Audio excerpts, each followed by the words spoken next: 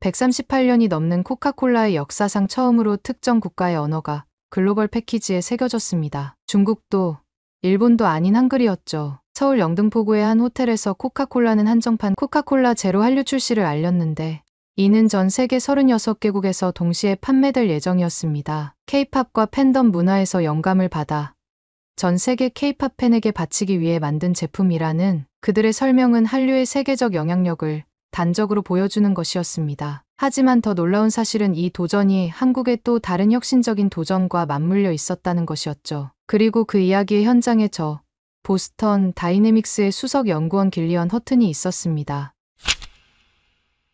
안녕하세요. 저는 보스턴 다이내믹스의 수석 연구원 길리언 허튼입니다. MIT에서 로봇공학 박사학위를 받고 10년째 세계 최고의 로봇 연구소에서 일하고 있죠. 자부심이 넘치는 직업이에요. 적어도 그날 아침까지는 그랬답니다. 11월 초의 차가운 보스턴 아침이었어요. 매서운 바람을 맞으며 MIT 캠퍼스로 향하는 길. 평소와 다르게 이상한 불안감이 가슴 한켠을 짓눌렀습니다. 연구실이 있는 15층에서 내려다 보이는 찰스강은 언제나처럼 잔잔했지만 곧 제 일상을 뒤흔들 폭풍이 다가오고 있었다는 걸 그땐 미처 알지 못했죠. 연구실에 도착하자마자 조교가 한국발 뉴스를 확인했는지 물었어요. 무심코 메일함을 열었고 그 순간 카이스트라는 글자가 제 시선을 사로잡았답니다. 카이스트 사족보행 로봇, 마라톤 풀코스 도전장. 기사를 읽는 제 손이 미세하게 떨렸어요. 말도 안 되는 소리였거든요. 42.19km를 달린다니요. 저희 보스턴 다이내믹스가 10년 넘게 도전했지만 결국 20km에서 포기했던 그 프로젝트였는데 말이죠. 저도 모르게 말도 안 된다는 말이 튀어나왔어요. 늘 차분하다고 자부하던 제 목소리가 날카롭게 깨져나가는 걸 스스로도 느낄 수 있었죠. 그때 조심스러운 노크 소리가 들렸습니다. 로봇공학팀의 시니어 연구원 마이크가 들어왔어요. 평소의 밝은 표정 대신 심각한 얼굴로 연구실에 들어선 그의 손에는 태블릿이 들려 있었죠. 아마도 같은 뉴스를 보고 온 것 같았습니다. 마이크는 잠시 제 책상 앞에 서서 망설이더니 한국의 기술력을 너무 과소평가하는 것 아니냐고 조심스레 물었어요. 평소에 그답지 않게 진지한 목소리였죠. 저는 그의 말을 듣자마자 짜증이 확 올라왔답니다. 태블릿을 책상 위에 탁 내려놓으며 저는 쏘아붙였어요. 우리가 얼마나 많은 시행착오를 겪었는지, 수없이 많은 실패를 거듭했는지 그도 잘 알지 않느냐고요. 아시아의 기술은 항상 모방에 그쳤다는 말도 덧붙였죠. 하지만 제 목소리에서 뭔가 흔들리는 게 느껴졌어요. 왜냐하면 바로 어젯밤 읽었던 네이처 로보틱스의 논문이 자꾸만 떠올랐기 때문이었죠. 카이스트 연구팀이 발표한 그 논문은 기존 로봇공학의 한계를 완전히 뛰어넘는 혁신적인 접근법을 보여주고 있었거든요. 게다가 그들의 연구 결과는 단순한 이론이 아닌 실제 구현 가능한 기술이었답니다. 마이크는 제 반응을 예상했다는 듯 태블릿을 슬쩍 제 쪽으로 밀어붙였어요. 화면에는 카이스트 연구소의 최근 실험 영상이 재생되고 있었습니다. 저는 그 영상을 보면서도 인정하고 싶지 않았지만 가슴 한켠에서는 작은 동요가 일어나고 있었죠. 결국 며칠 뒤 저는 인천공항에 도착해 있었어요. CTO의 강력한 권유도 있었지만 사실 그건 핑계에 불과했죠. 네이처 로보틱스의 그 논문이 밤새도록 제 머릿속을 괴롭혔거든요. 아시아의 기술은 모방에 불과하다던 제 말이 자꾸만 부메랑이 되어 돌아오는 것 같았답니다. 비행기 안에서도 저는 그들의 연구 방법문을 되짚어보며 실없는 반박거리를 찾고 있었어요. 다 쓸데없는 고집이었죠. 대전으로 향하는 KTX 안에서 본한국의 첫인상은 충격적이었어요. 미국의 로봇 공학자들 사이에서는 여전히 아시아의 작은 나라 정도로만 인식되던 한국이 알고 보니 이미 스마트 시티와 첨단 기술로 가득한 미래도시였거든요. 제 고정관념은 그렇게 하나씩 무너지기 시작했답니다. 하지만 진짜 충격은 그 다음이었어요. 카이스트 로봇연구소에 첫 발을 내딛는 순간 저는 말 그대로 할 말을 잃었습니다. 실험실의 첨단 장비들은 MIT의 그것을 단순히 능가하는 수준이 아니었어요. 마치 다음 세대의 기술을 먼저 들여다보는 것 같았죠. 특히 젊은 연구원들의 눈빛에서는 지금까지 본 적 없는 강렬한 열정이 느껴졌는데 그건 단순한 학구열이 아닌 세상을 바꾸겠다는 강한 의지가 담긴 빛이었답니다. 그 순간 저는 깨달았어요. 제가 얼마나 우물안개구리였는지를요. 세계 최고라는 자부심으로 가득 찼던 제 모습이 부끄러웠죠. 이곳에 오기 전에 저는 마치 눈가리개를 하고 있었던 것 같았어요. 그리고 이제 그 눈가리개가 서서히 벗겨지고 있었답니다. 연구소 입구에서 저를 맞이한 황현석 교수의 모습은 제가 상상했던 아시아의 전형적인 학자와는 전혀 달랐어요. 180cm가 넘는 훤칠한 키에 스타일리시한 수트 차림, 세련된 뿔테 안경 너머로 빛나는 눈빛은 실리콘밸리의 혁신가들을 떠올리게 했죠. 서울대 수석 졸업, MIT 박사, 구글 로보틱스 수석 연구원을 거쳐 30대 중반의 카이스트 교수가 됐다는 그의 이력은 이미 들어 알고 있었지만 직접 마주한 그의 존재감은 그 이상이었답니다. 한국식 인사는 겸손했지만 그의 눈빛에서는 세계를 바꿀 수 있다는 강한 자신감이 느껴졌어요. 나사와 보스턴 다이내믹스가 탐낸다는 그의 연구팀을 이끄는 리더의 카리스마가 느껴지는 순간이었죠. 그가 실험실 문을 여는 순간 저는 그 자리에서 얼어붙을 수밖에 없었어요. 마치 SF 영화의 한 장면 같았거든요. 눈앞에서 펼쳐진 광경은 그동안 제가 알던 로봇공학의 상식을 완전히 뒤엎는 것이었답니다. 거대한 테스트 트랙을 누비는 라이보2의 움직임은 마치 살아있는 생명체와 같았어요. 저희 보스턴 다이내믹스의 자랑, 아틀라스 로봇의 다소 기계적인 움직임은 마치 장난감처럼 느껴질 정도였죠. 최경우 연구원이 보여준 태블릿에는 더 큰 충격이 기다리고 있었답니다. 스탠포드와 MIT가 10년 넘게 풀지 못한 난제를 한국의 젊은 연구진이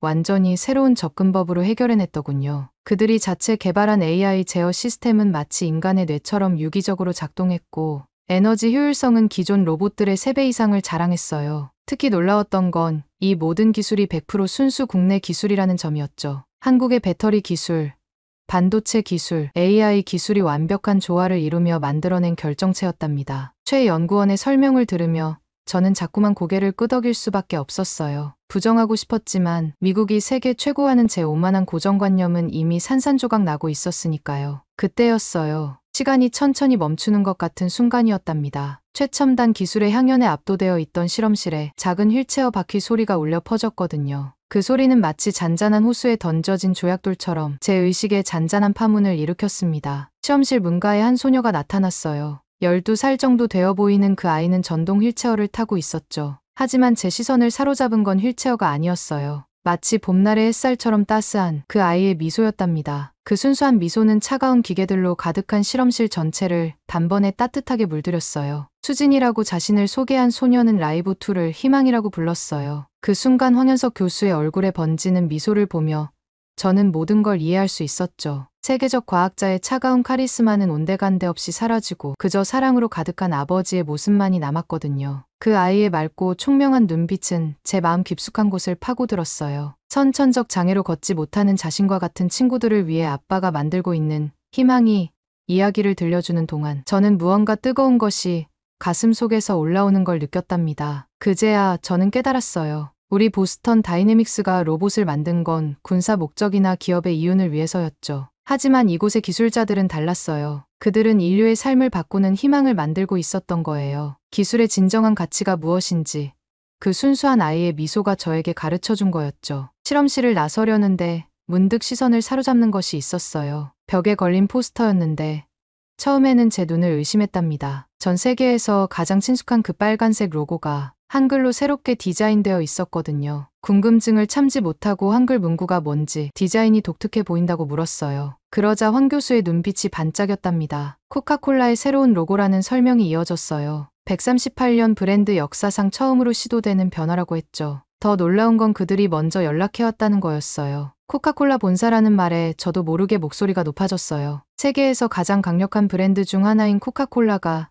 먼저 연락을 했다니 믿기 힘들었거든요. 황 교수는 차분히 설명을 이어갔어요. 네이처 로보틱스에 실린 논문을 보고 연락이 왔다는 거였죠. 실리콘밸리의 유명 VC들이 먼저 관심을 보이기 시작하면서부터였다고 해요. 특히 MZ세대 트렌드 분석 결과가 결정적이었다고 했어요. 전 세계 젊은이들 사이에서 한글이 이미 하나의 문화 코드로 자리 잡았다는 거였죠. 문화와 기술의 시너지라는 말이 절로 나왔어요. K-팝이 세계 음악 시장을 장악하고 K-드라마가 넷플릭스를 휩쓸던 것처럼 이제는 K-테크의 시대가 오는 걸까 하는 생각이 들었답니다. 황 교수는 고개를 끄덕이며 말을 이었어요. 라이브2의 마라톤 도전과 한글 로고의 출시를 같은 시기에 진행하기로 했다고 해요. 세계 최초의 기록과 138년 만의 브랜드 변신이 만나면 어떤 파급력을 가져올지 그들도 알았다는 거였죠. 내일 있을 특별한 발표회에 저를 초대하면서 모든 것들이 어떻게 하나로 연결되는지 직접 확인해보자고 했어요. 고개를 끄덕이며 답하는 순간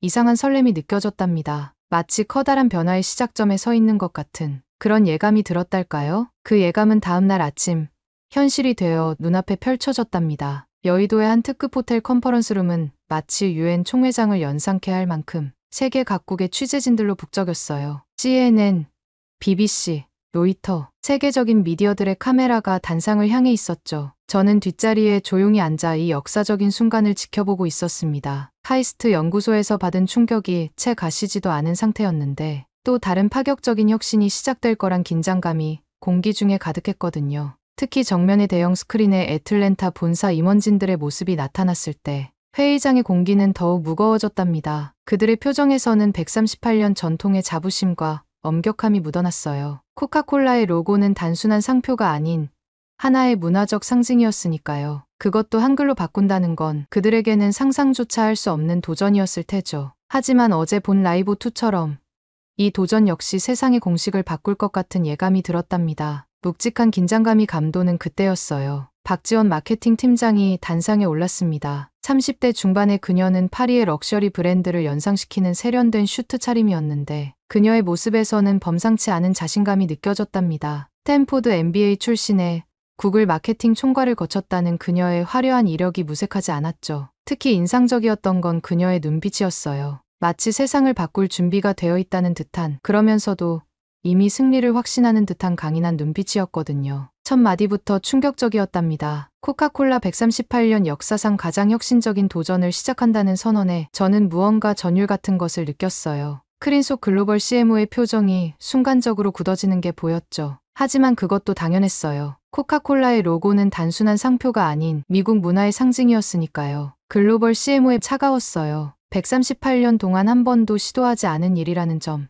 중국도 일본도 하지 못했던 일이라는 점을 강조하며 반대의 뜻을 분명히 했죠. 하지만 박지원의 미소는 오히려 더 깊어졌답니다. 마치 이 반응을 예상하고 있었다는 듯이요. 그녀는 이 자료들이 그들의 생각을 완전히 바꿔놓을 거라며 자신 있게 말했어요. 그 순간 회의장의 공기가 미묘하게 변하는 걸 느낄 수 있었답니다. 스크린에는 놀라운 데이터들이 하나씩 나타났어요. 한글이 유네스코가 인정한 세계에서 가장 과학적인 문자체계라는 설명에 임원진들의 표정이 미세하게 흔들리기 시작했죠. 특히 모든 자음과 모음이 발음기관의 모양을 본떠 만들어졌다는 과학적 원리를 설명할 때는 평생 영어만을 고집해온 임원진들의 눈빛이 흔들리는 게 역력했답니다. 한글의 과학성에 흔들리던 임원진들의 표정이 더욱 놀라운 데이터 앞에서 크게 변하기 시작했어요. 화면에는 전 세계 MZ세대들의 한글 열풍이 생생하게 펼쳐졌거든요. 파리의 한 카페에서 한글로 블랙핑크의 가사를 따라 쓰는 프랑스 소녀들, 뉴욕 타임스퀘어에서 한글 티셔츠를 입고 춤추는 젊은이들, 브라질의 한 고등학교에서 한글을 배우는 학생들의 모습까지.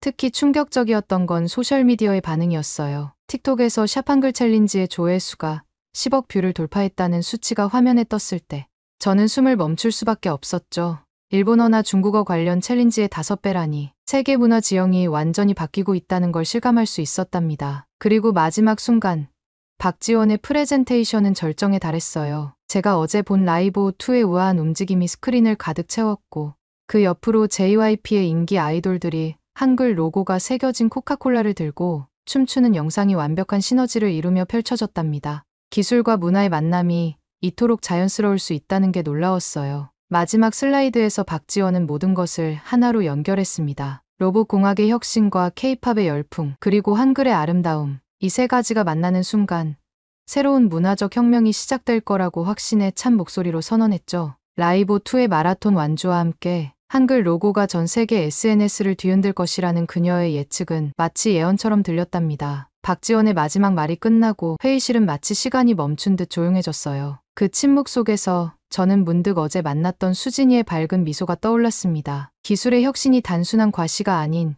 인류의 삶을 바꾸는 희망이 될 수 있다는 걸 보여줬던 그 순수한 미소 말이에요. 그 순간 글로벌 CMO가 천천히 자리에서 일어났답니다. 138년 전통을 고수하던 그의 완고한 표정은 이미 사라지고 없었어요. 대신 깊은 깨달음을 얻은 사람 특유의 겸손한 미소를 띠고 있었죠. 그는 박지원의 말이 옳았다며 자신의 생각이 완전히 바뀌었음을 인정했어요. 특히 중국은 모방에 그치고 일본은 과거에 안주하는 동안 한국이 이렇게 미래를 만들어가고 있었다는 그의 말에 회의실 전체가 숙연해졌답니다. 그 순간 저는 더 큰 깨달음을 얻었어요. 어제 카이스트에서 목격한 기술의 혁신은 결코 우연이 아니었던 거죠. 한국은 이미 기술과 문화의 완벽한 융합으로 새로운 시대의 문을 열어가고 있었답니다. 그것도 세계 누구도 상상하지 못한 방식으로요. 회의가 끝나고 박지원이 제게 다가왔을 때 그녀의 눈빛은 아침과는 또 달랐어요. 승리의 자신감 대신 깊은 사명감이 담겨 있었죠. 내일 있을 마라톤 대회에 저를 초대하면서 우리가 만들어갈 새로운 역사의 순간을 직접 목격하고 싶지 않냐고 물었답니다. 그녀의 말에 고개를 끄덕이며 저는 가슴 깊은 곳에서 울리는 설렘을 느꼈어요. 지금 이 순간 제가 역사적인 변화의 한가운데 서 있다는 걸 깨달았거든요. 어제 제가 가졌던 편견들이 얼마나 우스웠는지,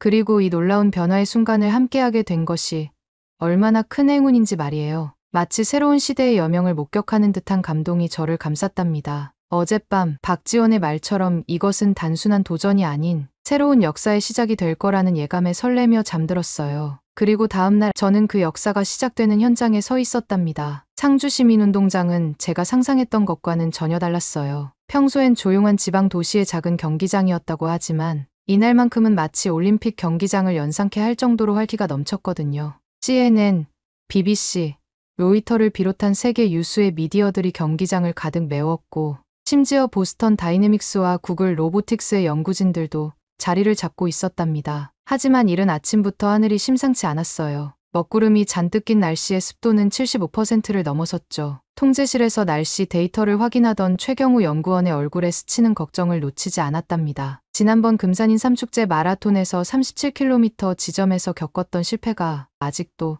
트라우마로 남아있는 듯했거든요. 그런데 수진이의 모습은 달랐어요. 휠체어에 앉아있는 그 아이의 눈빛은 어제보다도 더 반짝였죠. 희망이를 향한 그녀의 믿음은 마치 태양처럼 환하고 확고해 보였답니다. 불안한 날씨도 지난번의 실패도 그 아이의 순수한 믿음 앞에서는 그저 작은 걱정거리로 느껴졌어요. 어쩌면 그 흔들림 없는 믿음이야말로 우리 모두에게 가장 필요한 것이었는지도 모르겠네요. 마침내 출발 신호가 울렸어요. 라이브 2가 달리기 시작하는 순간 경기장 전체가 숨을 멈췄답니다. 첫 발걸음부터 달랐어요. 마치 숙련된 마라토너처럼 자연스러운 보폭과 리듬감 있는 움직임이 인상적이었죠. 첫 10km 구간에서 라이브2는 모두의 예상을 뛰어넘는 안정적인 주행을 보여줬어요. 저희 보스턴 다이내믹스의 아틀라스가 보여줬던 다소 기계적이고 어색한 움직임과는 차원이 달랐죠. 특히 언덕길을 오르내리는 모습은 마치 살아있는 생명체 같았답니다. 해외 취재진들의 연신 터지는 플래시 세례 속에서 저는 문득 부끄러워졌어요. 제가 얼마나 한국의 기술을 과소평가했었는지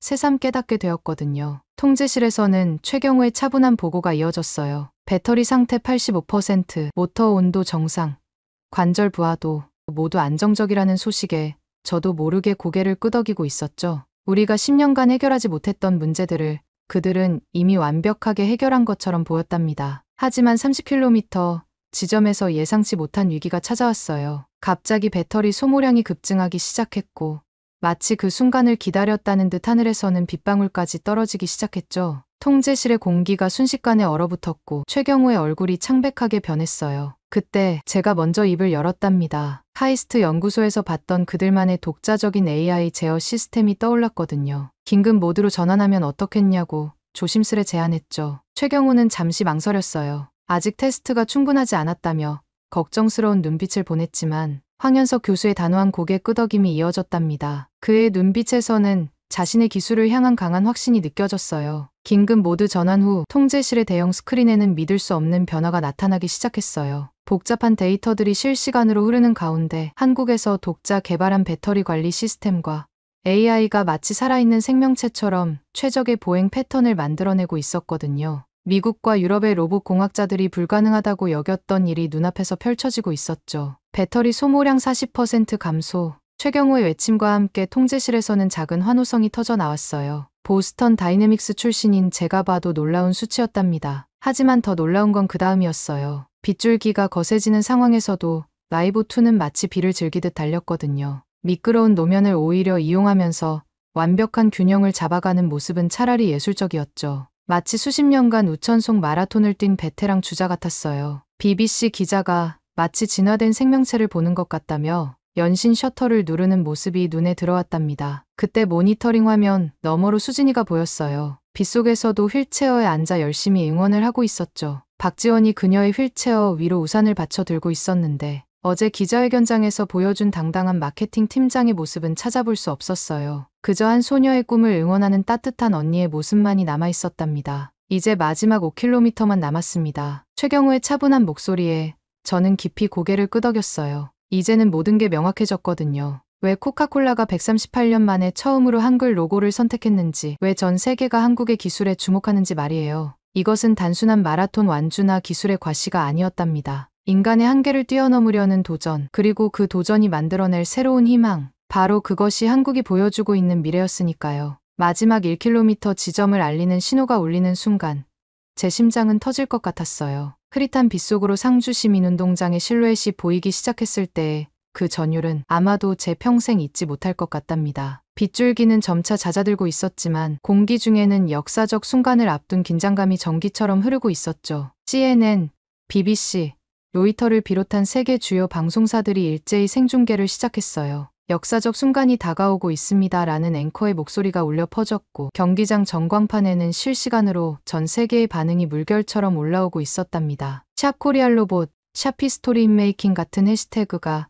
전 세계 트렌드를 장악하고 있었죠. 통제실의 공기가 얼어붙은 그때였어요. 최경호의 긴장된 목소리가 울려 퍼졌습니다. 배터리 잔량 5%. 다른 나라였다면 이미 포기했을 순간이었겠죠. 실제로 얼마 전 중국의 업테크는 15km 지점에서 배터리 문제로 중단을 선언했고 일본의 아시모는 25km에서 더 이상의 도전을 멈췄다고 들었거든요. 하지만 이상하게도 저는 더 이상 불안하지 않았답니다. 라이보2의 움직임에는 조금의 흔들림도 없었으니까요. 보스턴 다이내믹스에서 10년간 연구하며 보아온 어떤 로봇과도 달랐어요. 마치 의지를 가진 생명체처럼, 아니 그보다 더 완벽한 움직임으로 결승선을 향해 달리고 있었답니다. 그때 전광판에 세계 각국의 로봇 기술 데이터가 떴어요. 그 순간 저는 차가운 현실을 마주하게 됐죠. 제가 그토록 자부심을 가졌던 보스턴 다이내믹스는 20km가 한계였고 모방 기술로 유명한 중국은 고작 15km, 로봇 강국을 자처하던 일본조차 25km에 그쳤다는 거려.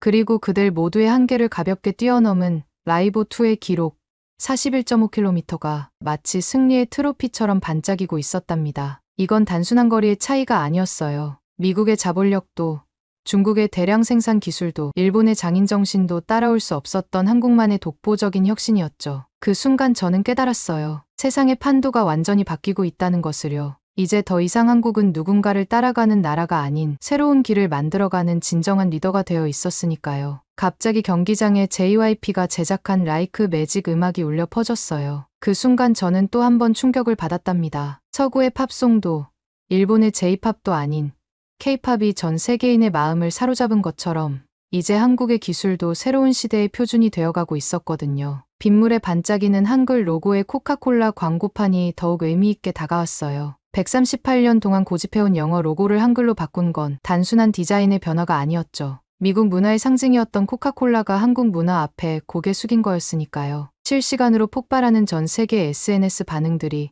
이를 증명하고 있었답니다. 그리고 바로 그때였어요. 카이스트의 수석 연구원인 최경호가 수진이에게 걸어갔죠. 그의 손에는 엑소리앱이라 불리는 특별한 웨어러블 로봇이 들려 있었어요. 라이보2의 AI 보행 제어 기술을 응용해 개발된 이 재활 로봇은 인간의 근육과 신경 신호를 실시간으로 분석하고 최적의 보행 패턴을 만들어내는 혁신적인 기술이었답니다. 미국의 리앱 로보틱스나 일본의 사이버다인이 수년간 시도했지만 실패했던 과제를 한국은 해냈어요. 특히 실리콘밸리의 한 스타트업이 10억 달러를 투자하고도 풀지 못했던 신경근육 인터페이스 기술을 카이스트는 자체 개발한 나노 센서와 AI 딥러닝으로 해결했거든요. 수진이가 엑소리앱을 착용하는 순간 경기장은 숨을 죽였어요. 라이보2의 자연스러운 보행 알고리즘이 수진이의 다리 근육에 실시간으로 전달되기 시작했고 그동안 움직이지 않던 근육들이 마치 깨어나듯 반응하기 시작했답니다. 그리고 기적과 같은 순간이 찾아왔어요. 수진이가 천천히 휠체어에서 일어났죠. 처음에는 살짝 떨리는 듯했지만 이내 안정을 찾았어요. 엑소리앱의 탄소 섬유 프레임이 은은한 푸른빛을 내며 그녀의 다리를 지탱했고 내장된 수천 개의 나노 센서가 그녀의 의지를 읽어내며 완벽한 균형을 잡아주었답니다. 한 걸음, 두 걸음, 각 발걸음마다 첨단 기술의 향연이 펼쳐졌어요. 세계 최고 수준의 반도체 기술로 만든 초소형 프로세서가 밀리초 단위로 데이터를 처리했고 K배터리 기술로 구현된 초경량 전원 시스템이 안정적인 전력을 공급했죠. 특히 한국의 독자적인 생체 신호 처리 기술은 수진이의 미세한 근육 움직임까지 정확하게 보조하고 있었답니다. 보행 재활 분야에서 세계 최고를 자부하던 독일의 연구진들도 일본의 의료 로봇 전문가들도 이 광경 앞에서는 그저 경이로운 눈빛을 감추지 못했어요. 특히 얼마 전 세계 최고의 의료 기술을 자랑하며 10억 유로를 투자했다는 독일의 재활 로봇은 이미 구시대의 유물이 되어버린 듯했죠. 더욱 놀라운 건 이 모든 혁신이 하나로 이어져 있다는 거였어요. 라이보2의 자연스러운 보행 기술, 수진이의 다리를 지탱하는 재활 로봇, 그리고 전 세계를 매료시킨 한글 로고의 코카콜라까지 이 모든 것이 한국이라는 하나의 큰 그림 안에서 완벽한 조화를 이루고 있었거든요. 중국이 단순히 기존 기술을 모방하고 일본이 자신들만의 닫힌 생태계에 갇혀 있는 동안 한국은 이미 한 발 더 나아가 있었답니다. 기술과 문화의 경계를 허물고 인류의 삶을 바꾸는 진정한 혁신을 만들어내고 있었죠. 마치 K-팝이 전 세계의 음악 산업을 재정의했듯이 이제 K-테크놀로지는 세계 기술의 새로운 기준이 되어가고 있었어요. CNN의 특파원이 실시간으로 중계하던 중 던진 말이 아직도 귓가에 생생해요. 이제 우리는 코리안 이노베이션의 시대를 목격하고 있습니다. 기술과 문화 그리고 인간의 가치가 완벽하게 조화를 이룬 새로운 르네상스가 시작된 것입니다. 전광판 속 수진이의 첫걸음과 라이보2의 완주 장면이 나란히 비춰질 때 138년 역사의 코카콜라가 한글로 새로운 시작을 알리는 것처럼 이제 세계 기술의 새로운 장이 열리고 있다는 걸 모두가 느낄 수 있었답니다. 더 이상 실리콘밸리도 중국의 선전도 일본의 도쿄도 아닌 바로 이곳 대한민국이 새로운 혁신의 중심지가 되어가고 있었으니까요. 그 순간은 마치 영화의 한 장면 같았어요. 라이보2가 결승선을 통과하는 순간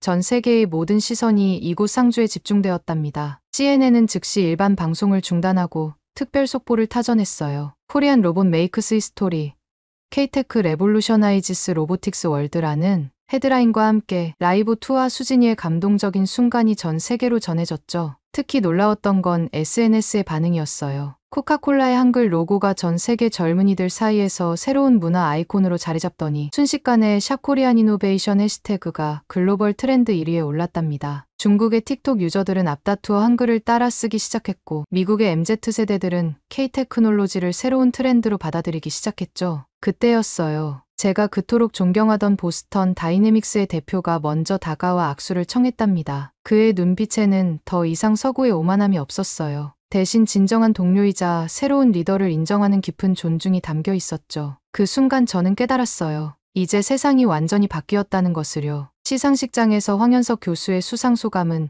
그날의 모든 것을 완벽하게 정리했답니다. 우리는 오늘 단순한 기술의 진보를 넘어 인간의 꿈이 현실이 되는 순간을 목격했습니다. 이제 시작입니다. 그의 말처럼 이날은 단순한 마라톤 완주나 기술의 승리가 아니었어요. K-팝이 세계의 음악을 바꾸고 K-드라마가 전 세계의 심장을 뛰게 만들었듯이 이제 K-테크놀로지가 인류의 새로운 미래를 열어가기 시작한 거였죠. 그날 밤 세계 유수의 언론들은 앞다투어 새로운 르네상스가 한국에서 시작되었다고 보도했어요. 실리콘밸리에서 시작된 디지털 혁명을 넘어 이제 서울에서 시작된 휴먼테크 혁명이 세상을 바꾸기 시작했다는 평가였죠. 그리고 저는 그 자리에서 그 역사적인 순간을 직접 목격한 증인이 되어 있었답니다. 이날의 감동을 정리하듯 저는 황원석 교수의 말에 깊이 고개를 끄덕였어요. 2달 전만 해도 저는 세계 최고의 로봇 연구소에서 일하는 오만한 과학자였죠. 그러나 이제는 진심으로 이해할 수 있었답니다. 왜 K-테크놀로지가 새로운 기준이 되어가고 있는지, 그리고 왜 실리콘밸리의 수많은 천재들도 서울행 비행기에 오르고 있는지를요. 시상대 앞에서 수진이가 건네준 한글 로고의 코카콜라 캔을 바라보며 문득 깊은 깨달음이 밀려왔어요. 한글의 기하학적 아름다움은 마치 라이보2의 완벽한 움직임 같았고 자음과 모음이 조화롭게 어우러지는 모습은 기술과 인간이 하나 되는 순간을 상징하는 것 같았죠. 그것은 단순한 문자가 아닌 새로운 미래를 향한 한국의 도전 정신이었답니다. 마치 세종대왕이 문자혁명으로 백성들에게 희망을 준 것처럼 이제 한국은 기술혁신으로 전 인류에게 새로운 희망을 전하고 있었던 거죠. 끝날 무렵 수진이가 조심스레 저에게 다가와 작은 쪽지를 건네주었어요. 한글로 꾹꾹 눌러 쓴 글씨체가 마치 그녀의 의지를 보여주는 것 같았답니다. 다음엔 저도 마라톤을 완주할 거예요. 그 순수한 믿음 앞에서 저는 다시 한번 눈시울이 붉어지는 걸 느꼈어요. 그리고 그때 완벽하게 이해했답니다. 미국이 효율을 추구하고 중국이 규모를 줬고 일본이 완성도에 집착하는 동안 한국은 이미 그것을 뛰어넘어 인간의 꿈과 희망을 현실로 만들어가고 있었던 거예요. 실리콘밸리가 만든 디지털 혁명이 세상을 바꿨다면 이제 한국이 만들어가는 휴먼테크 혁명은 인류의 한계를 뛰어넘게 만들고 있었죠. 그래서 저는 이제 확신할 수 있었어요. 진정한 혁신은 결코 실험실 안에서만 이루어지는 것이 아니라는 거요. 그것은 기술과 인간의 마음이 만나는 순간 바로 그 접점에서 시작된다는 것을. 그리고 한국은 이미 그 새로운 길을 걷고 있었답니다. 오늘 사연은 여기까지입니다. 어떻게 들으셨나요? 오늘 사연이 재미있으셨다면 구독 버튼 한 번만 눌러주세요. 저는 더 좋은 사연으로 찾아뵐게요. 감동도서관이었습니다. 감사합니다. 취재기자로 살아온 10년 동안 이렇게 충격적인 진실을 마주하게 될 줄은 몰랐네요. 우크라이나 전쟁 2주년 특집을 준비하며 한국을 찾은 제가 발견한 것은 단순한 전쟁 다큐멘터리의 소재를 넘어선 역사의 아이러니였답니다. 표면적으로는 완벽해 보이는 우정과 지원의 이야기 뒤에 70년의 시간을 거슬러 올라가는 뜻밖의 진실이 숨어 있었거든요.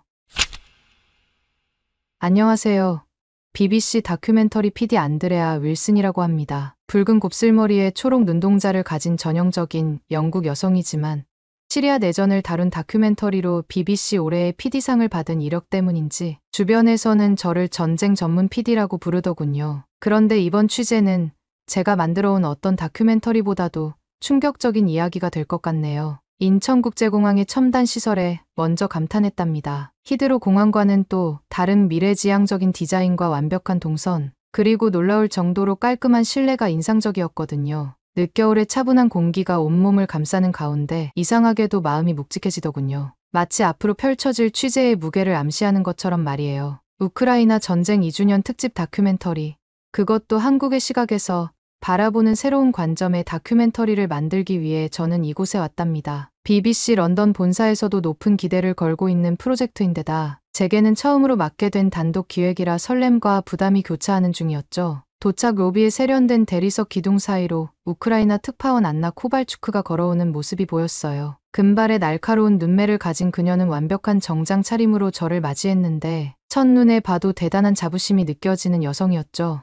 그런데 이상하게도 그녀의 눈빛에서 묘한 자신감이 느껴지면서도 왠지 모를 날카로움이 감지되었어요. 마치 뭔가를 숨기고 있는 듯한 그런 눈빛이었달까요? 그래서인지 첫 만남부터 미묘한 긴장감이 감돌았답니다. 안나는 세련된 스카프로 목을 감싼 채 진중한 표정으로 말을 이어갔어요. 한국은 우리의 진정한 친구예요. 특히 전쟁 초기 지원은 정말 감동적이었죠. 그녀의 목소리에 진심이 담겨 있는 것 같았지만 왠지 모를 불편함이 느껴졌답니다. 마치 잘 짜여진 대본을 읽는 것 같은 그런 어색함이랄까요? 15년 동안 전쟁 취재를 해온 저널리스트로서의 직감이 알려주더군요. 그녀의 말 뒤에 숨겨진 또 다른 이야기가 있다는 것을. 그리고 그 직감은 불과 20의 시간도 채 지나지 않아 현실이 되었어요. 다음 날 KBS 아카이브실은 마치 나사의 관제센터를 연상시킬 만큼 첨단 시스템으로 가득했답니다. 높은 천장에서 내리비치는 은은한 조명 아래 8K 해상도의 대형 모니터들이 벽면을 꽉 채우고 있었죠. 그 웅장한 공간에서 젤렌스키 대통령의 인터뷰 영상을 프레임 단위로 분석하고 있을 때였어요. 이 부분을 주목해 주시죠. 차분하면서도 힘이 실린 목소리가 들려왔어요. 뒤돌아보니 키 큰 남성이 검은 뿔테 안경을 치켜올리며 서 있더군요. 국방연구원의 이현승 연구원이었죠. 그의 맑은 눈빛에서는 묘한 자신감이 느껴졌어요. 전쟁 발발 72시간 만에 한국은 진라면 5만 박스와 방탄복 2만 벌을 지원했습니다. 심지어 운송비용까지 모두 부담하면서요. 그의 말에 저는 잠시 숨을 멈췄답니다. BBC에서 취재했던 다른 국가들의 지원 결정까지 걸린 시간과 비교하자면 말 그대로 광속이었거든요. 더구나 물품 선정도 놀라웠어요. 전시에 가장 필요한 방탄복은 물론 따뜻한 한 끼를 보장할 수 있는 라면까지 현장에서 정말 필요한 것들로만 구성된 맞춤형 지원이었다는 걸 직감적으로 알 수 있었죠. 화면 속 젤렌스키 대통령이 진라면을 들어보이며 감사 인사를 전하는 장면이 나올 때 저는 문득 영국 정부의 지원 결정까지 걸린 시간이 떠올랐어요. 2달이나 걸렸던 그 관료적인 절차가 부끄러워질 만큼 한국의 발 빠른 대응은 충격적이었답니다. 상황을 파악하고 결정하고 집행까지 72시간이라니. 제가 중얼거리자 이현승의 입가에 작은 미소가 번졌어요. 그리고 그가 덧붙인 한마디, 이건 시작일 뿐입니다 라는 말에서 뭔가 더 큰 이야기가 숨어 있음을 직감할 수 있었답니다. 이현승의 설명이 이어질수록 제 고개가 무거워졌어요. 그의 차분한 목소리에는 자부심이 묻어났지만 동시에 뭔가를 참고 있는 듯한 무게감도 느껴졌거든요. 시리아 내전을 취재할 때 봤던 여러 나라의 지원은 대부분 정치적 계산이 먼저였답니다. 하지만 한국은 달랐어요. 마치 오래된 친구처럼 필요한 것을 정확히 알고 빠르게 움직였다는 점이 인상적이었죠. 이현승의 깊은 눈빛이 인상적이었는데 마치 빙산의 일각처럼 그의 설명, 이면에 더 큰 이야기가 숨어 있다는 걸 느낄 수 있었어요. 그가 말을 멈출 때마다 안나의 표정이 미묘하게 굳어지는 것도 놓치지 않았답니다. GDP 대비 아시아 1위라는 한국의 지원 규모를 듣고 저는 할 말을 잃고 말았어요. BBC의 시니어 저널리스트로서 부끄러웠지만 사실 우리는 늘 유럽과 미국의 지원만 주목해왔거든요. 그런데 이현승이 보여준 차트의 막대 그래프는 제 선입견을 완전히 무너뜨렸답니다. BBC 서울지국으로 돌아와 편집실에서 자료를 꼼꼼히 살펴보는데 놀라움의 연속이었어요. 깔끔하게 정리된 엑셀 시트 위로 숫자들이 춤추듯 나열되어 있었죠. 총 지원액 1억 달러는 시작에 불과했어요. 더 놀라운 건 지원 방식이었답니다. 예를 들어 방탄복을 보낼 때도 단순히 물품만 보낸 게 아니라 현지 기온과 전장 환경을 고려한 특수 소재를 선택했더군요. 진라면은 현지 식수 사정을 고려해 끓이는 시간을 단축시킨 특별 제품으로 준비했고요. 심지어 의약품 포장에는 우크라이나어로 된 사용 설명서까지 꼼꼼하게 준비했다는 사실에 절로 감탄이 나왔어요. 이현승이 전쟁을 겪어본 나라만이 가질 수 있는 섬세함이라고 말했을 때 그 말은 마치 화살처럼 제 가슴에 꽂혔답니다. 그의 눈빛에 스친 그림자는 이 지원 이야기 뒤에 숨겨진 더 깊은 진실을 암시하는 것만 같았거든요. 이현승이 모니터를 끄며 천천히 입을 열었어요. 전쟁의 아픔을 누구보다 잘 이해하는 나라이기에 가능했던 지원이었다는 그의 말에 제 마음이 잠시 멈칫했답니다. 73년 전 한국전쟁의 폐허 위에서 일어난 나라가 이제는 도움이 필요한 나라를 돕고 있다는 사실이 갑자기 가슴 깊이 와닿았거든요. 그때였어요. 창가에 기대어 서 있던 안나의 표정이 순간적으로 일그러지는 걸 발견했답니다. 마치 죄책감과 불편함이 뒤섞인 듯한 그런 미묘한 변화였죠. 그녀는 서둘러 창밖으로 시선을 돌렸지만 저널리스트의 직감이 그 순간을 놓치지 않았어요. 해가 저물어가는 편집실에서 이현승은 마치 오래된 비밀을 간직한 사람처럼 조심스럽게 말을 이어갔어요. 좀 더 깊이 파볼 필요가 있다는 그의 조언에는 뭔가 무거운 진실이 숨어 있는 것 같았죠. 목소리는 차분했지만 그의 손가락이 책상 위에서 무의식적으로 두드리는 모습에서 긴장감이 느껴졌답니다. 서울의 밤거리를 걸으며 첫날의 취재를 정리하는데 이상한 예감이 자꾸만 제 마음을 두드리더군요. 강남의 화려한 네온사인 아래를 걸으면서도 머릿속에서는 계속해서 의문이 꼬리를 물었어요. 겉으로 보이는 완벽한 우정과 지원의 스토리 뒤에 70년이라는 시간의 먼지를 뒤집어 쓴 진실이 숨어 있다는 그런 예감이었답니다. 호텔로 돌아와 노트북을 펼치며 내일의 취재 계획을 세웠어요. 하지만 그때만 해도 이 취재가 제 기자 인생에서 가장 충격적인 이야기가 될 줄은 꿈에도 몰랐답니다. 창밖으로 보이는 한강의 야경처럼 평화로워 보이는 이 스토리의 표면 아래에 두 개의 전쟁을 이어주는 아이러니한 진실이 기다리고 있었거든요. 안개비가 내리는 서울의 아침, 국방연구원 건물 앞에서 저는 어제의 취재 내용을 정리하고 있었답니다. 웅장한 유리 외벽에 빗방울이 맺히는 모습을 바라보며 한국의 놀라운 지원 이야기를 어떻게 구성할지 고민하던 그때였어요. 휴대폰이 짧게 울리더니 이현승에게서 단 한 줄의 문자가 도착했는데 그 내용을 읽는 순간 등줄기가 서늘해지는 걸 느꼈답니다. 지난해 7월의 이태원 사건 기억하시나요? 지금 바로 만나야 할 것 같습니다. 대리석과 유리로 꾸며진 국방연구원의 현관을 들어설 때 뭔가 심상치 않은 분위기가 느껴지더군요. 평소 같으면 반짝이며 빛나야 할 로비의 대리석, 바닥이 오늘따라 봄비에 젖어 흐릿하게 일렁이는 게 마치 곧 마주하게 될 진실처럼 불안하게 느껴졌어요. 게다가 평소엔 활기찬 로비가 이상하리만치 조용했다는 점도 이날의 특별함을 예고하는 것만 같았답니다. 15층으로 올라가는 엘리베이터 안에서 심장이 점점 빠르게 뛰기 시작했어요. 이현승의 문자에 담긴 긴박감이 자꾸만 머릿속을 맴돌았거든요. 자료실 문을 열자 그가 보였는데 평소의 단정하고 차분한 모습과는 사뭇 달랐답니다. 넥타이가 살짝 풀어져 있었고 안경 너머로 보이는 눈빛에는 어떤 긴장감이 서려 있었어요. 그가 책상 위에서 집어든 갈색 서류 봉투는 마치 판도라의 상자처럼 보였어요. 이현승의 손이 미세하게 떨리는 것을 놓치지 않았죠. 봉투를 열자 A4 용지 몇 장이 모습을 드러냈는데 맨 위 페이지의 제목이 눈에 들어오는 순간 숨이 멎는 것 같았답니다. 우크라이나 외교관 이태원 폭행 사건 수사 보고서, 그리고 그 아래로 줄줄이 이어지는 외교관,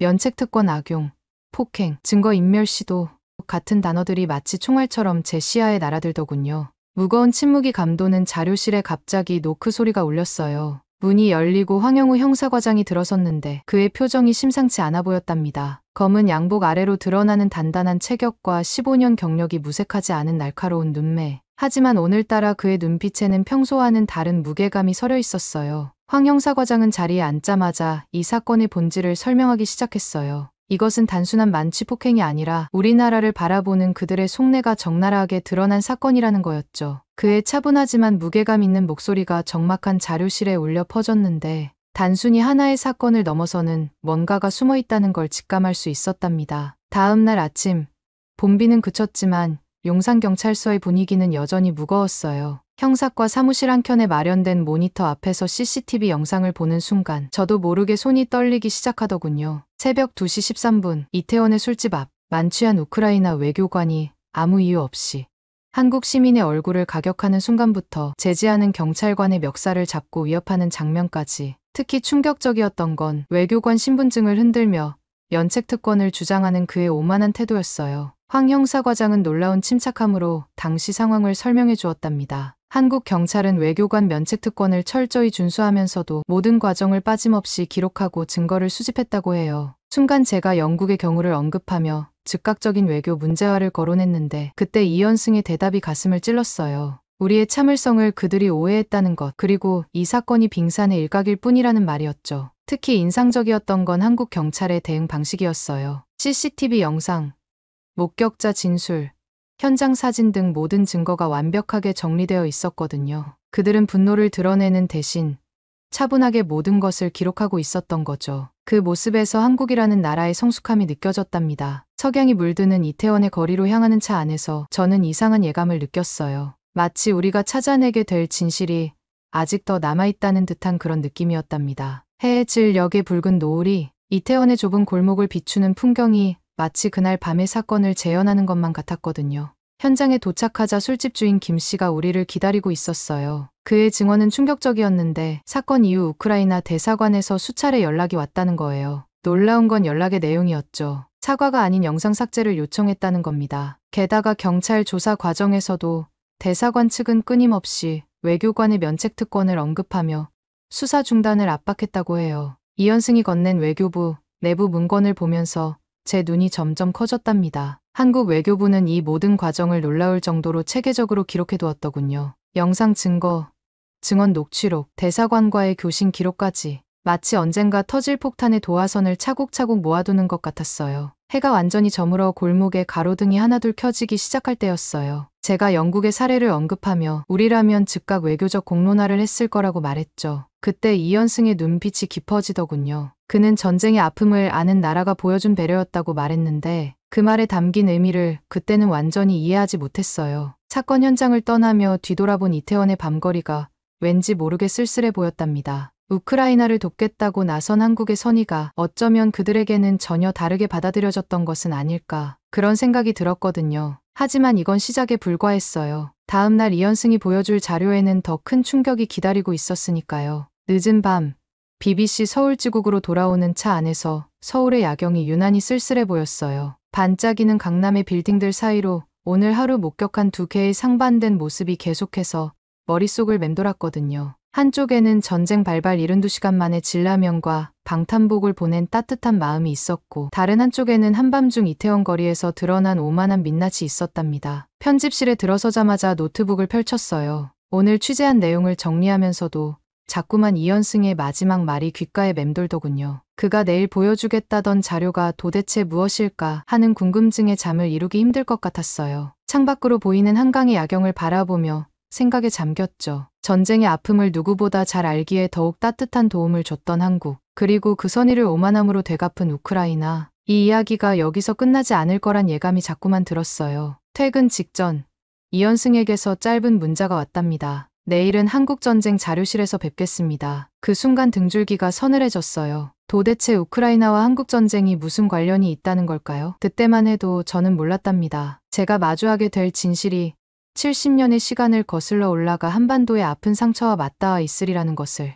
이태원의 그 좁은 골목에서 시작된 이야기가 어째서 한국전쟁까지 이어지는지 그 충격적인 연결고리를 알게 된 건 다음날 오전이었답니다. 그리고 그 진실은 제가 지금까지 알고 있던 모든 것을 뒤흔들어 놓기에 충분했죠. 아침 일찍 서울역에서 용산행 지하철을 기다리는데 어젯밤이 취재 내용이 자꾸만 머릿속을 맴돌았어요. 이태원의 그 좁은 골목에서 시작된 이야기가 어째서 한국전쟁과 연결된다는 걸까요? 이현승의 마지막 말이 계속해서 귓가에 울리더군요. 지하철 창밖으로 스치는 서울의 풍경을 보며 문득 이 도시가 70년 전에는 어땠을지 상상해보았어요. 전쟁으로 폐허가 된 거리, 피난민들의 행렬, 그리고 그 속을 관통하는 소련제 탱크의 모습까지 이상하게도 가슴 한편이 무거워지더군요. 용산역에 내려 전쟁기념관으로 향하는 길, 아침 안개가 자욱하게 깔려 있었어요. 웅장한 건물이 안개 속에서 서서히 모습을 드러내는데 마치 70년의 시간을 품고 있는 거대한 타임캡슐 같아 보였답니다. 이현승이 기념관 입구에서 기다리고 있었는데 평소의 단정한 모습과는 달리 어딘가 무거운 표정이더군요. 오늘 보여드릴 것들은 아마 많이 충격적일 거예요 라는 그의 말에 왠지 모를 긴장감이 온몸을 휘감았어요. 그리고 그의 예고는 정확했답니다. 제가 곧 마주하게 될 진실은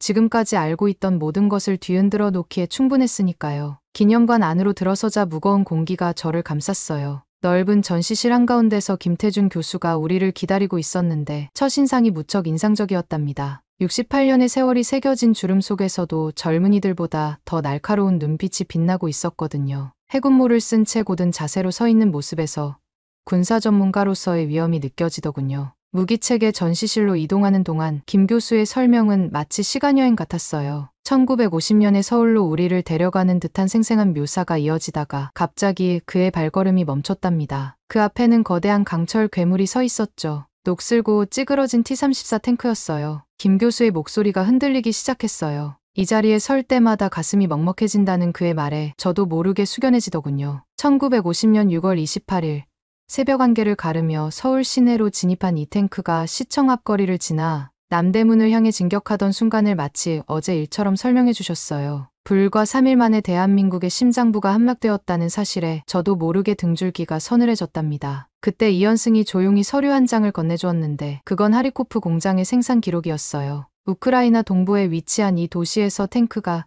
대량으로 생산되어 북한으로 보내졌다는 내용이었죠. 낡은 문서에 구겨진 글자들이 마치 살아 움직이는 것처럼 보였어요. 러시아어로 쓰여진 생산일자, 수량, 그리고 목적지, 모든 것이 선명하게 기록되어 있었답니다. 순간 숨이 멎는 것 같았어요. 어제 이태원에서 본 우크라이나 외교관의 오만한 태도가 떠올랐거든요. 그들이 지금 도움을 요청하는 바로 그 나라가 70년 전 한국을 초토화시킨 무기를 만들어 보낸 곳이었다는 사실이 믿기지 않았답니다. 다음 날 아침 서울 용산구에 자리 잡은 군사연구소는 마치 시간의 무게를 고스란히 담고 있는 듯했어요. 현대적인 건물 외관과는 달리 자료실 안에는 70년 전의 공기가 그대로 머물러 있는 것 같았답니다. 이현승이 꺼내놓는 자료들을 하나씩 살펴볼 때마다 충격이 깊어져 갔어요. 낡은 문서철 속에서 발견된 내용들은 저의 예상을 완전히 뛰어넘는 것이었답니다. 6.25 당시 북한군이 사용한 무기의 상당수가 현 우크라이나 지역에서 제작되었다는 사실도 충격적이었지만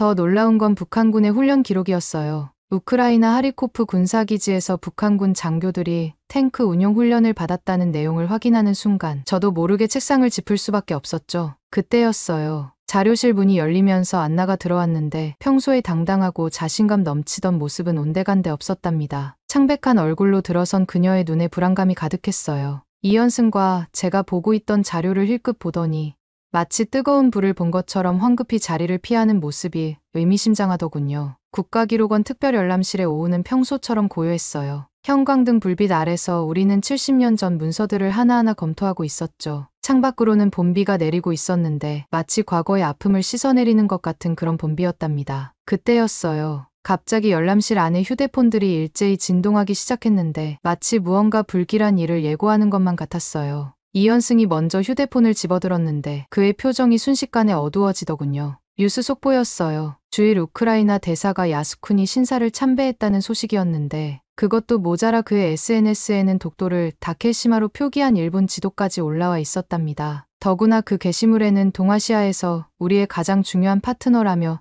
일본을 치켜세우는 내용까지 담겨 있었죠. 김 교수의 반응이 특히 인상적이었어요. 평생을 군사 역사 연구에 바친 노학자의 얼굴이 순식간에 창백해졌다가 이내 분노로 붉어지더군요. 그의 떨리는 손이 연구 자료들을 무의식적으로 구기고 있었는데 그 모습에서 70년의 세월이 결코 아물지 않은 상처임을 느낄 수 있었답니다. 열람실의 공기는 순식간에 얼어붙었어요. 바로 어제까지 우리가 발견한 과거의 기록들, 그리고 지금 눈앞에서 벌어지는 현재의 사건들이 마치 퍼즐처럼 맞춰지는 순간이었거든요.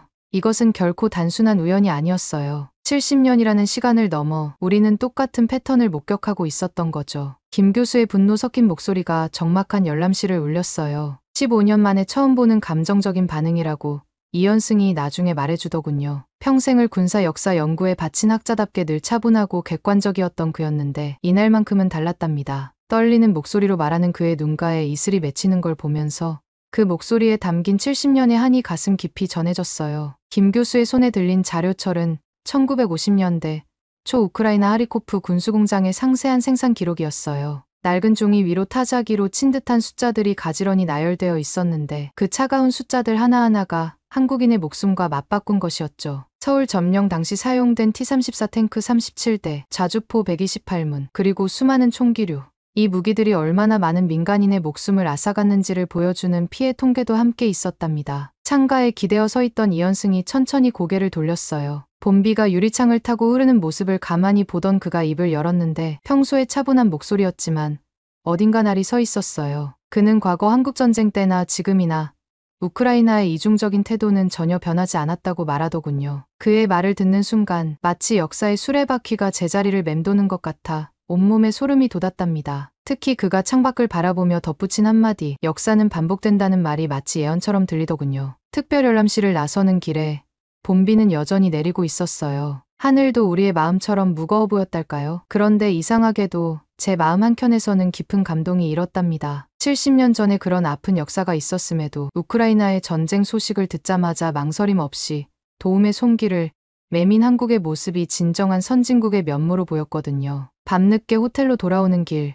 서울의 밤거리는 여전히 활기찼어요. 전쟁의 폐허 위에 이런 찬란한 도시를 일궈낸 나라가 과거의 상처를 뛰어넘어 더 높은 차원의 성숙함을 보여준 것이죠. 하지만 이게 이야기의 끝은 아니었어요. 그때는 몰랐답니다. 다음 날 우크라이나 방산 포럼과 관련해서 더 큰 충격이 기다리고 있을 줄은요. 그리고 그 충격은 지금까지의 어떤 반전보다도 더 뼈아픈 것이었답니다. 창밖으로 봄비가 내리는 이른 아침, BBC 서울지국에서 한 통의 우크라이나발 뉴스를 접하게 됐어요. 포노마렌코 대사의 날선 비난이 눈에 들어왔죠. 키이우에서 열린 국제방위산업 포럼에 한국 기업들이 불참한 것을 강하게 비판하는 내용이었는데 어쩐지 가슴 한켠이 불편하더군요. 어제 밝혀진 70년 전의 진실이 자꾸 떠올랐거든요. 그러다 화면을 넘기던 중 계룡대 카덱스 2024 소식을 보게 됐는데 그 차이가 너무나 극명했답니다. 하나에어로스페이스, LIG 넥스원 등 한국의 대표 방산 기업들은 물론 로키드 마틴, 에어버스 같은 세계적인 기업들까지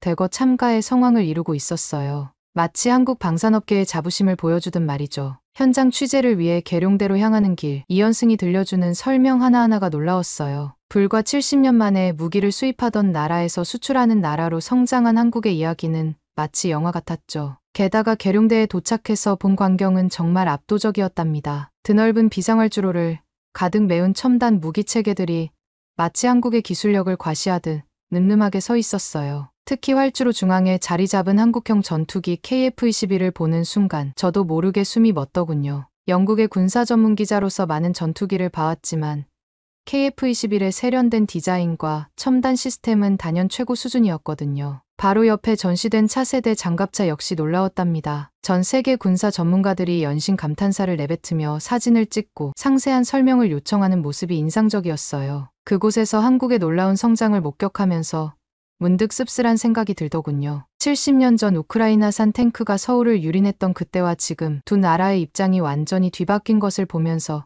역사의 아이러니를 느꼈달까요? 계룡대 활주로에서 KF-21을 촬영하고 있을 그때였어요. 갑자기 기자들의 휴대폰이 일제히 울리기 시작했는데 모두가 놀란 표정으로 화면을 들여다보더군요. 포노마렌코 우크라이나 대사가 자신의 SNS에 올린 글 때문이었죠. 그의 글은 마치 질책하는 듯한 어조로 가득했어요. 세계 30개국의 방산기업이 참가한 포럼에 한국 기업들은 왜 참석하지 않았는가 라며 초청장을 받고도 불참한 이유를 따지듯 물었더군요. 현장에 있던 기자들의 표정이 일제히 굳어지는 걸 보면서 이 발언이 가져올 파장을 직감할 수 있었답니다. 이현승의 제안으로 서둘러 외교부 브리핑룸으로 향했어요. 차 안에서도 그의 표정은 무거웠는데 뭔가 더 큰 이야기가 있을 것 같은 예감이 들더군요. 그리고 그 예감은 적중했답니다. 브리핑룸에서 마주한 자료는 충격적이었어요. 한국에 대해 우크라이나 지원 내역을 정리한 문서였는데 그 규모와 내용에 저도 모르게 탄성이 나왔죠. 무려 10억 달러, 전쟁 발발 72시간 만에 이루어진 긴급 지원부터 시작해서 진라면 5만 박스,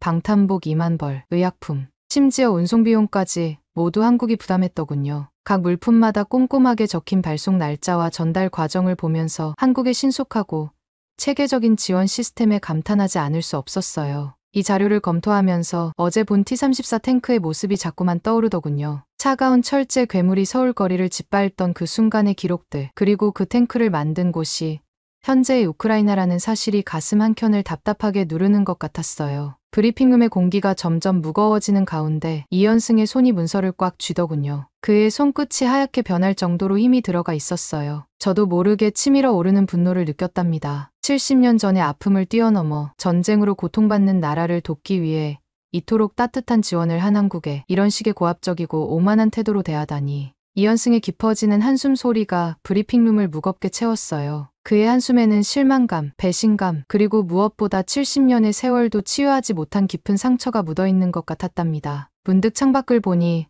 봄비가 더욱 거세게 내리고 있었어요. 마치 우리의 복잡한 감정을 대변하듯이 말이죠. 그때 이현승이 노트북을 펼쳐 우크라이나 현지 언론들의 보도를 보여줬는데 그 내용을 보고 저는 할 말을 잃고 말았어요. 한국의 진심 어린 지원은 단 한 줄도 없이 오직 한국 기업들의 불참만을 부각시키고 있었거든요. 심지어 몇몇 매체는 한국이 우크라이나를 외면했다는 식의 자극적인 제목으로 왜곡 보도를 하고 있더군요. 갑자기 머릿속에 어제 본 자료들이 스치면서 가슴 한켠이 덜컥 내려앉았어요. 전쟁 기념관에서 본 그 차가운 철제 괴물, T-34 탱크가 서울 거리를 짓밟던 흑백 사진들, 그리고 수많은 민간인 희생자들의 기록, 70년 전 우크라이나산 탱크로 이 도시를 유린했던 그들이 이제는 도움을 요청하면서도 이런 태도를 보인다는 게 믿기지 않았답니다. 오후 늦게 BBC 서울지국으로 돌아와 마지막 편집 작업을 하고 있을 때였어요. 평소라면 자신만만한 발걸음으로 들어오던 안나가 이날은 묘하게 조심스러운 걸음으로 편집실을 찾았죠. 그동안의 당당하던 모습은 온데간데 없고 마치 무거운 짐을 진 사람처럼 깊은 자책감이 얼굴에 가득했어요. 창가에 기대어 서서 한참을 말없이 편집 화면을 바라보던 그녀가 작은 목소리로 고백하더군요. 진라면으로 시작된 한국의 발빠른 지원부터 묵묵히 이어진 인도적 지원, 그리고 과거의 아픔까지. 이 모든 것을 이제야 제대로 알게 됐다면서 떨리는 목소리로 우크라이나 본국에 상세히 보고하겠다고 했어요. 안나의 눈가에 맺힌 눈물을 보면서 어쩌면 이것이 진정한 화해의 시작이 될 수도 있겠다는 생각이 들더군요. 70년이라는 시간이 필요했던 걸까요? 밤늦게까지 편집실에 남아 마지막 장면을 다듬으면서 이현승의 마지막 말이 계속 귓가에 맴돌았어요. 창밖으로 보이는 서울의 야경을 바라보며 그의 말을 곱씹어 보았죠. 진정한 협력은 서로에 대한 이해와 존중에서 시작된다는. 한국은 그것을 70년의 긴 시간 동안 꾸준히 보여주었지만 정작 도움을 요청한 우크라이나는 그 진정성을 이해하지 못한 것만 같아 안타까웠답니다. 편집 화면 속에는 3주간의 취재가 모두 담겨 있었어요. 전쟁 기념관의 T-34 탱크부터 시작해 계룡대의 첨단 무기들, 그리고 외교부의 지원 기록들까지. 이 화면들을 하나하나 이어가면서 저는 한국이라는 나라를 완전히 새로운 시각으로 보게 되었답니다. 1950년 전쟁의 폐허 위에서 불과 70년 만에 세계적인 방산강국으로 우뚝 선 나라. 더욱 놀라운 건 과거의 깊은 상처가 있음에도 불구하고 도움이 필요한 나라를 망설임 없이 돕는 그 성숙한 모습이었어요. 반면 우크라이나의 모순된 행보를 지켜보며 한 나라의 진정성을 제대로 이해하지 못하는 것이 얼마나 부끄러운 일인지도 깨달았답니다. 마지막 장면에 페이드아웃 효과를 넣으면서 문득 이 다큐멘터리가 가진 의미를 다시 한번 되새겨보았어요. 이것은 단순한 전쟁 보도도 평범한 외교 관계 분석도 아니었죠. 인류의 보편적 가치가 무엇인지, 또 역사의 아이러니가 우리에게 주는 교훈이 무엇인지를 담은 깊은 성찰이 되었다고 자부합니다. 편집실 불을 끄고 나오면서 이 이야기가 전 세계 시청자들에게 깊은 울림을 줄 거라는 확신이 들었어요. 왜냐하면 이것은 단순한 한국과 우크라이나의 이야기가 아닌 인류가 나아가야 할 방향을 보여주는 거울이 될 테니까요. 오늘 사연은 여기까지입니다. 어떻게 들으셨나요? 오늘 사연이 재미있으셨다면 구독 버튼 한 번만 눌러주세요. 저는 더 좋은 사연으로 찾아뵐게요. 감동도서관이었습니다. 감사합니다.